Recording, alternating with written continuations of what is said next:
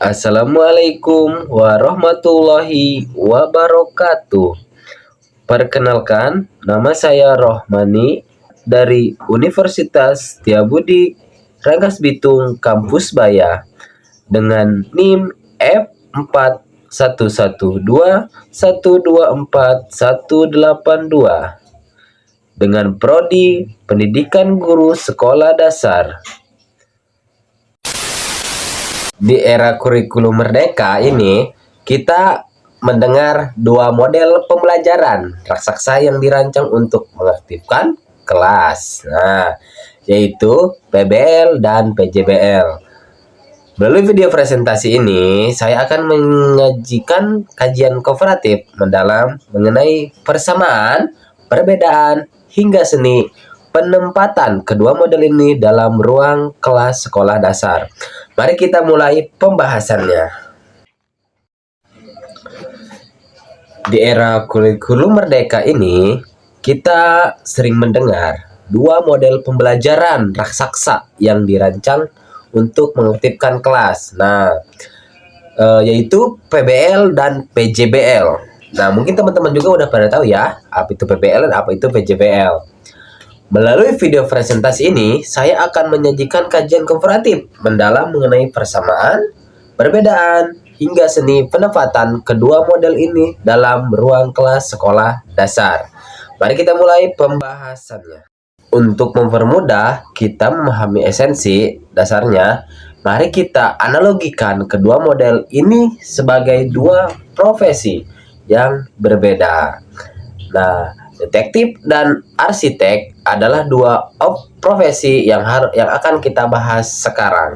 Nah, untuk problem based learning atau PBL, bekerja layaknya seorang detektif pembelajaran dimulai dari adanya kasus atau masalah nyata. Siswa bergerak mengumpulkan bukti, menganalisis data, dan menalar untuk menentukan jawaban atau rekomendasi solusi terbaik dari kasus tersebut.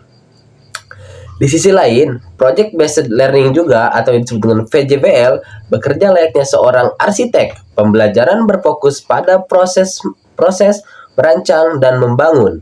Siswa diberikan tantangan besar, lalu mereka harus membuat perencanaan, mengelola waktu, hingga akhirnya menghasilkan sebuah bangunan atau produk nyata yang fungsional.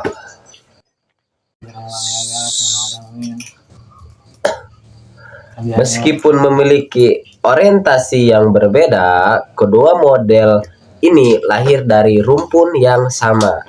Mari kita telah persamaan mendasarnya terlebih dahulu. Nah, persamaan kedua model pembelajaran atau PBL dan PJBL. Nah, untuk secara pedagogis, baik PBL maupun PJBL sama-sama menempatkan siswa sebagai subjektif pembelajaran atau student centered. Keduanya menuntut siswa bekerja secara kolaboratif dalam kelompok, melatih kemampuan komunikasi, dan menempatkan guru murni sebagai fasilitator yang mengarahkan, bukan mendikte. Nah, untuk perbedaan utama kedua model tersebut, namun secara afilfaktif, terdapat tiga perbedaan kontras yang melandasinya. Titik berangkat pembelajaran PBL dimulai dari pertanyaan atau masalah kontekstual yang butuh integrasi. Sementara PJBL dimulai dari sebuah pertanyaan tematik yang berujung pada perbuatan rencana proyek fisik. Waktu dan durasi, karena melibatkan proses pembuatan produk dari nol, PJBL membutuhkan waktu yang relatif panjang dan fleksibel. Sedangkan PBL, alur waktunya lebih ketat dan dapat diselesaikan dalam durasi pertemuan yang lebih singkat. Dan untuk asesmen hasil belajarnya, penilaian pada PBL berfokus pada validitas solusi dan berproses berpikir kritis siswa, sedangkan PJBL penilaian mencakup performa kerja tim sepanjang proyek dan kualitas estetika serta berfungsional produk akhir. Sebagai calon guru, sekolah dasar, kita harus jeli melihat kelebihan dan kekurangan kedua model ini saat diimplementasikan pada anak-anak. Nah, salah satu kelebihan dan kekurangannya, di sini ada kelebihan PBL atau Project Berbasis Masalah, adalah melatih siswa berpikir logis sejak dini, namun kekurangan yang terletak pada resiko frustasi jika masalah yang disajikan guru terlalu rumit untuk daya nalar anak usia sekolah dasar. Sementara kelebihan PJBL adalah sangat memotivasi siswa karena sifatnya yang fisikomotorik atau banyak bergerak dan membuat karya. Kekurangannya, model ini rawan memecah fokus kelas jika guru kurang terampil dalam manajemen waktu, alat, dan bahan proyek yang digunakan anak-anak.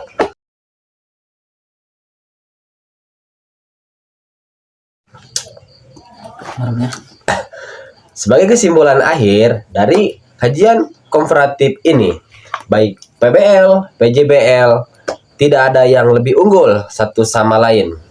Keberhasilan keduanya